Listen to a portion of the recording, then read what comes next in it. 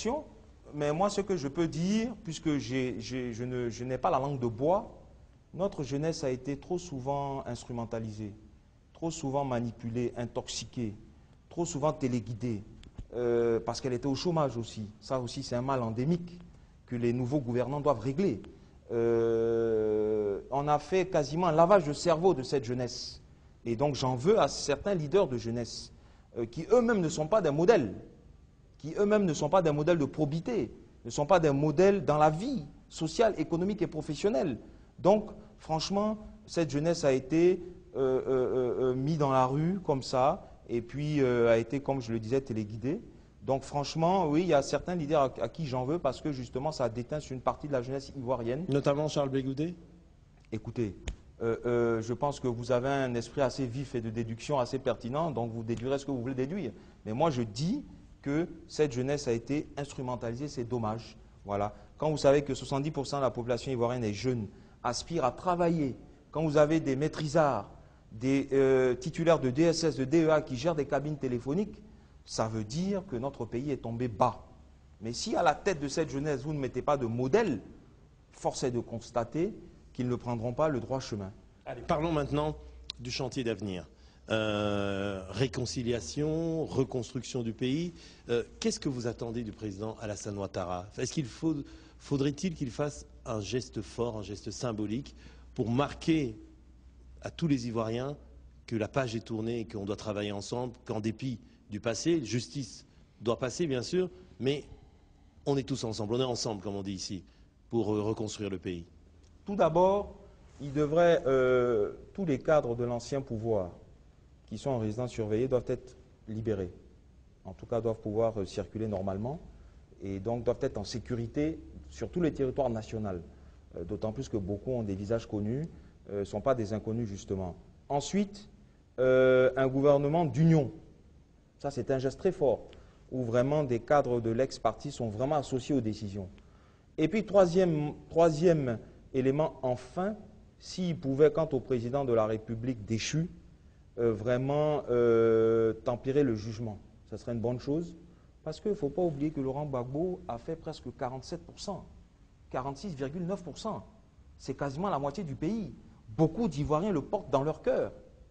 Donc, son sort, ou en tout cas la conséquence de la justice quant à son sort, va réveiller des frustrations, remuer des couteaux dans la plaie et remuer certaines meurtrissures. Et donc, si on peut en tout cas atténuer au maximum, ou quitte même, peut-être que là j'extrapole, je vais un peu loin, quitte à le libérer à l'amnistie après un jugement, pourquoi pas? Parce qu'il faut pardonner.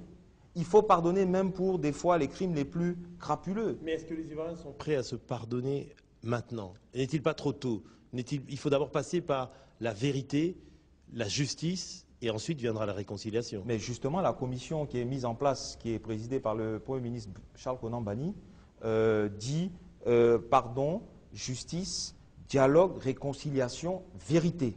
Voilà, ça englobe tout cela. Donc toutes ces phases, ces différentes phases sont nécessaires pour la réconciliation, ou en tout cas d'abord pour la conciliation, puisque la réconciliation n'est que la conséquence de tout cela, la conséquence positive de la conciliation. Donc, c'est possible, parce que les Ivoiriens sont des gens de pardon, sont des gens qui aiment leur pays, et ce n'est pas des va-t-en-guerre, ce n'est pas des guerriers. Moi, je suis né dans ce pays, j'ai grandi dans ce pays, je suis un, comme on le dit entre guillemets, je suis un Ivoirien blanc, je connais mon pays. Les Ivoiriens aspirent à la paix, à la joie de vivre, au bonheur. Voilà. Tout ce qu'Houphouët-Boigny nous a appris depuis des lustres. Donc, ils sont prêts à le faire.